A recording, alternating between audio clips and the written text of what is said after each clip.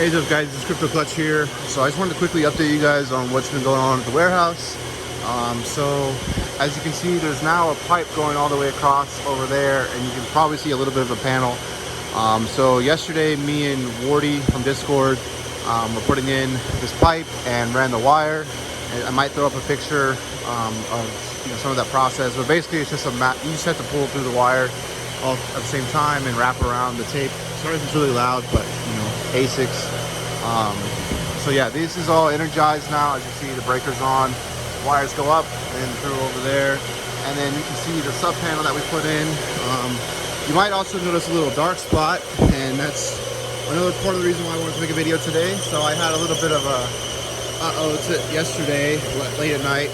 So as you can see right there, that wire, yeah, it tripped that breaker. So I don't want to stand here for too long because this fan is squeaking a lot.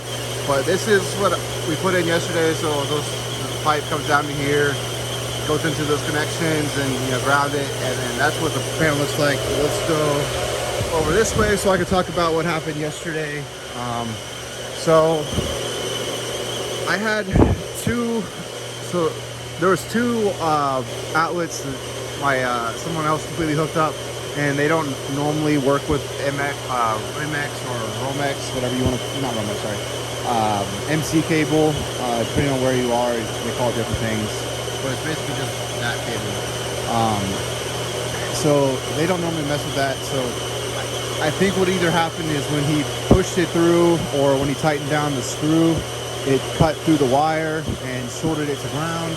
So when I turned it on, it absolutely blew up and scared the crap out of me, because I wasn't expecting it. I mean, I knew it can happen, but I kind of got complacent with those because, like, I turned on all 16 of those circuits without any problems.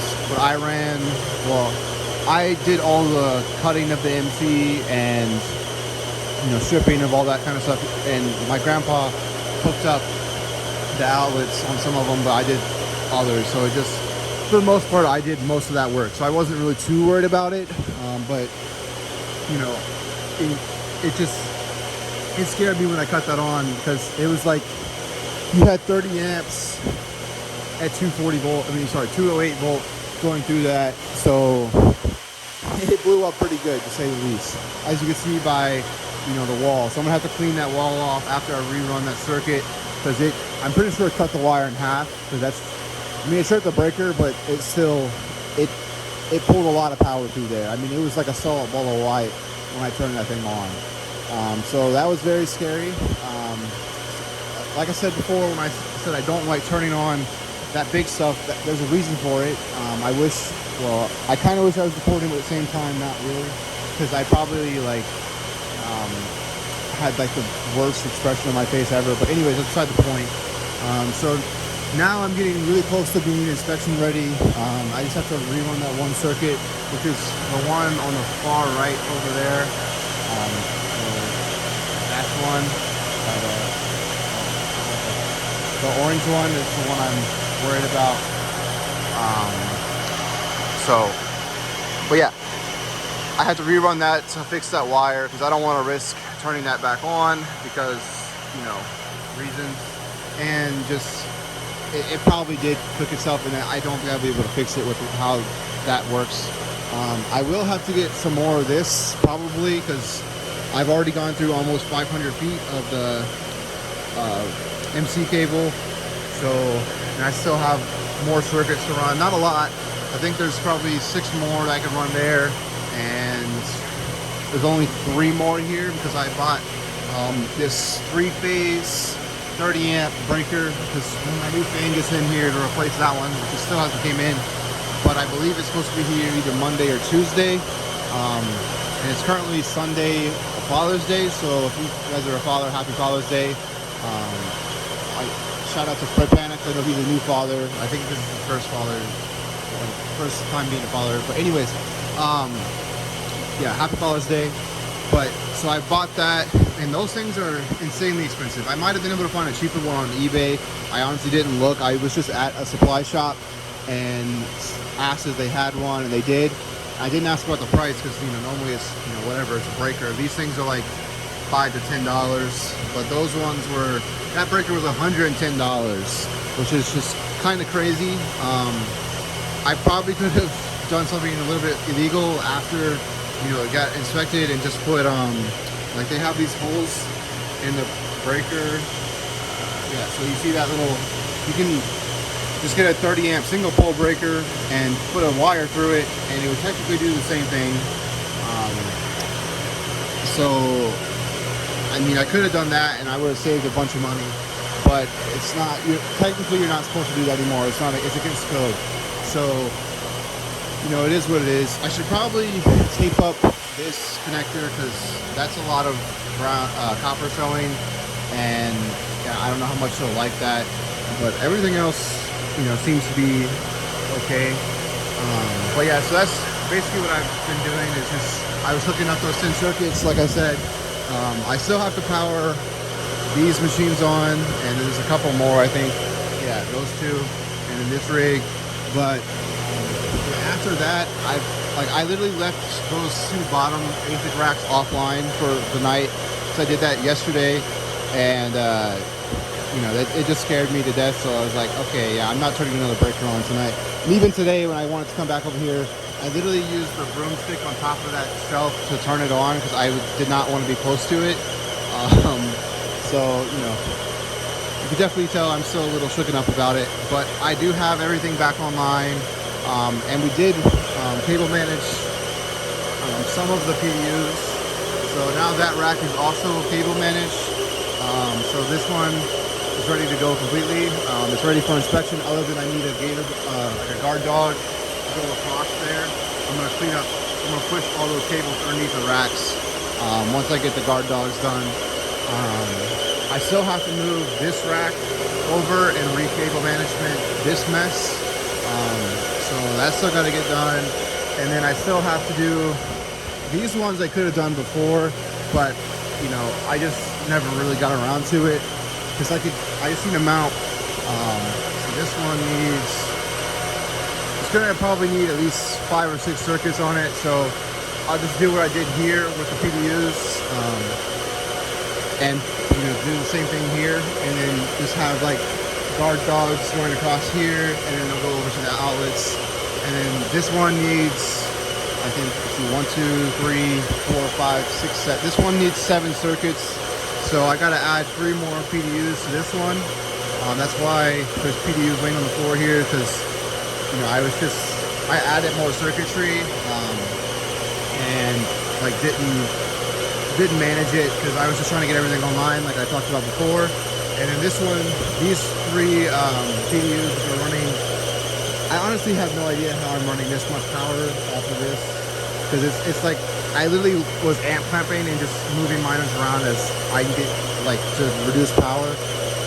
But yeah, so I'll need like 5 or 6 circuits on this shelf, but when it's fully ready. So within this one, the plan is to put the PDUs on the side there and go across there. So I'll have guard dogs going across there, all the way over there, and we'll join in on that one and then go to the outlets. But I still got to figure out how to clean that off, but we'll get to that when we get to it. But yeah, this fan is going away. It is working, but it keeps slowing down and it's squeaking a lot. So it's just really annoying. It's not the end of the world, but you know, it's also not very efficient because it's pulling like 16 amps to only move like 3,000 CFM.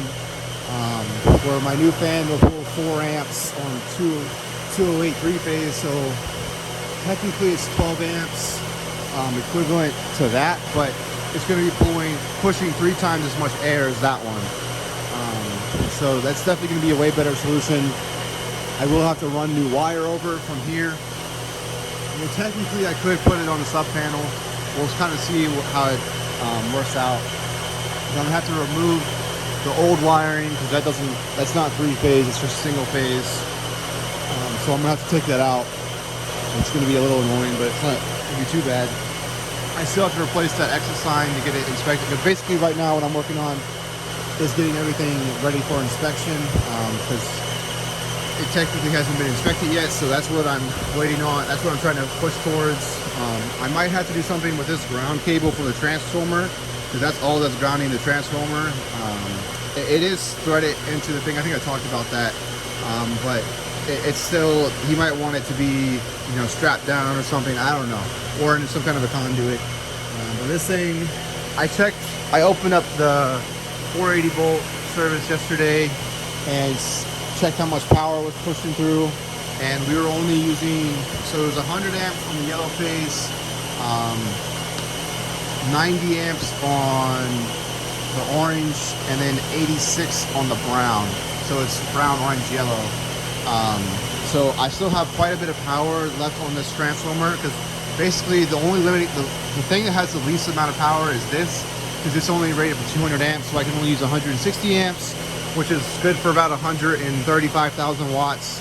Now technically I could push it harder if I really wanted to, because I know my load doesn't really change that much. But you know, you could hook a wire doing that if it's not really, you know, as good as it should be, or, you know, it just like over a long period of time you're going to degrade that wire, and you're supposed to only use 80%, which is why 160 amps. So this thing is good for 150,000 watts, and 600 amps. I honestly don't remember, but I'm pretty sure it was way bigger than what I needed. I think I only needed like a 500 amp and it would have been fine. So I don't think that breaker is ever going to be a problem. And the wire that's in there is rated for the 600. Actually, it's rated for like 660 amps, because it's two 500s, which is rated for 326 amps each. So I know there's a lot of electrical talk, but you do have to degrade your wire a little bit. So I don't know what those are in the middle, 'cause I didn't do that. But I'm sure it was put in by a professional down in Florida when they built it for me. Cause like I didn't have to do any of the breakers. I mean, I could have, but I didn't have to do any of the big breakers, which I could have done it, but that would have been a challenge, and I didn't have to put in a breaker for the sub panel.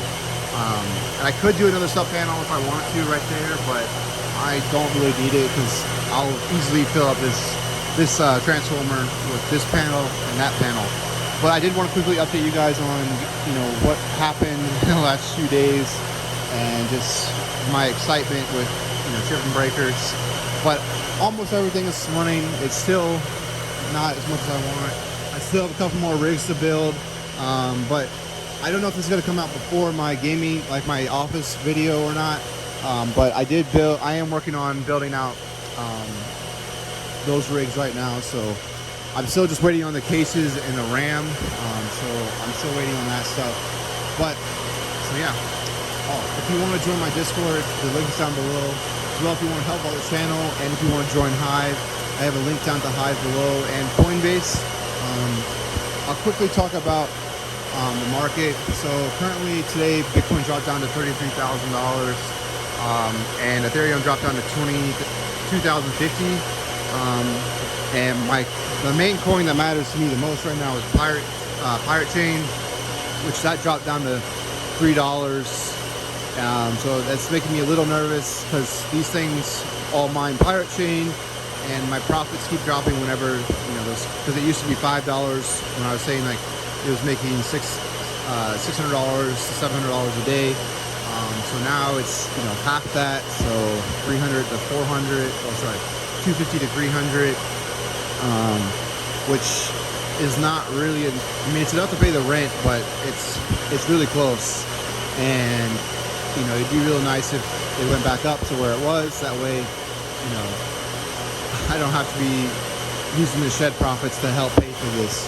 But you know, it just kind of depends on what Bitcoin does. It did have a death cross yesterday, but we'll kind of have to see if it was a fake out or if it's going to actually be a bear market.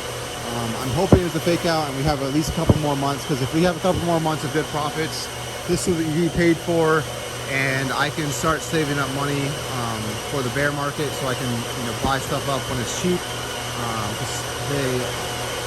They keep announcing all these new miners that are really good, but if the bear market comes out and, you know, China has to sell a lot of stuff, it's going to be a massive surge in equipment for sale.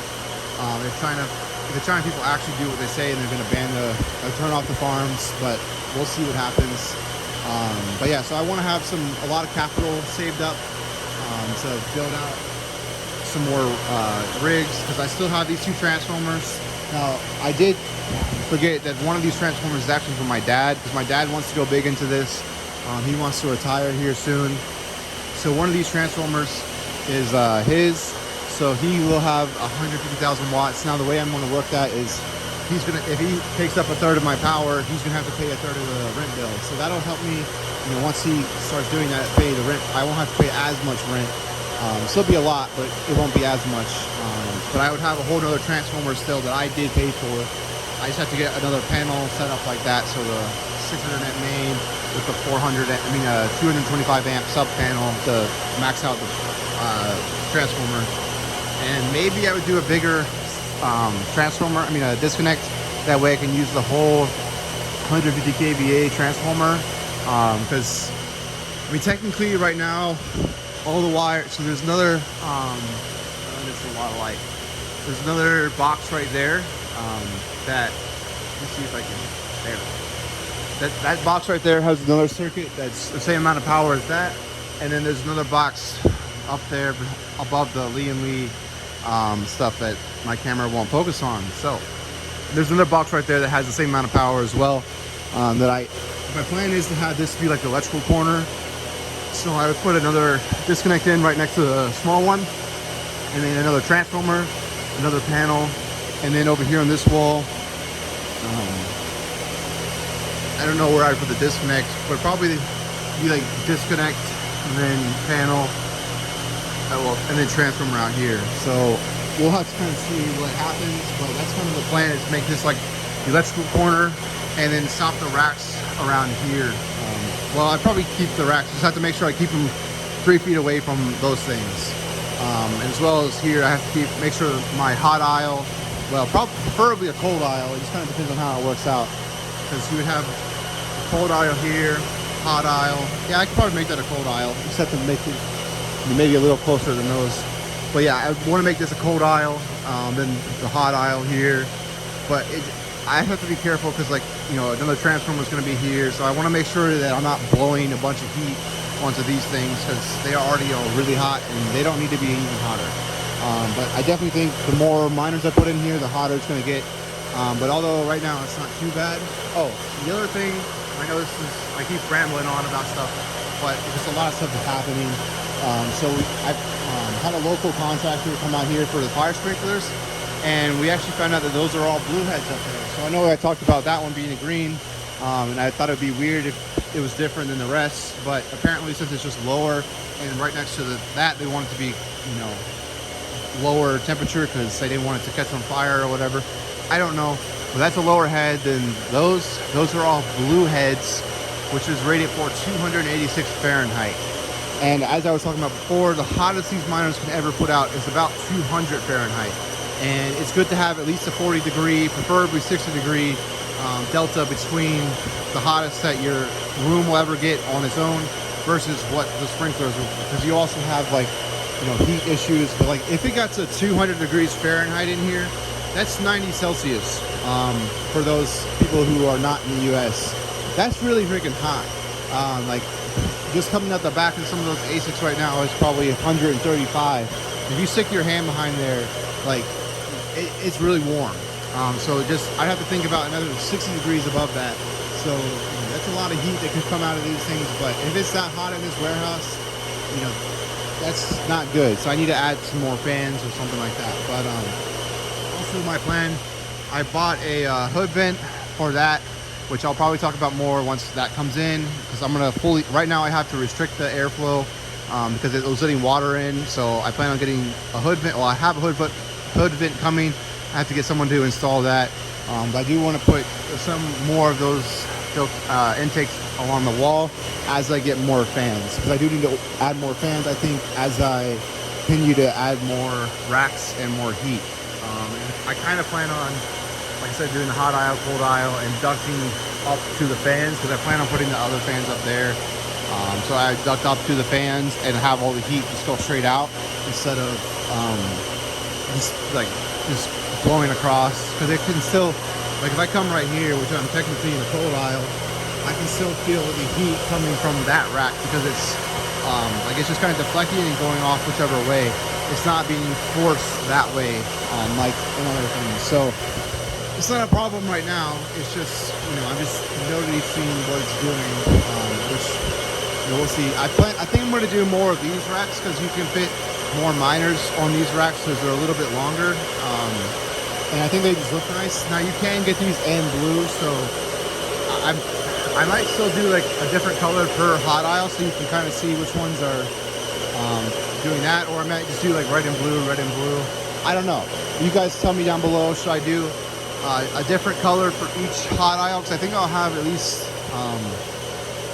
there'll at least be 2 more, maybe 3 more hot aisles, but at least 2 more. So tell me down below, should I do another red and blue, or should I do 2 more different colors than red and blue? Because they make them in different colors, it's just paint.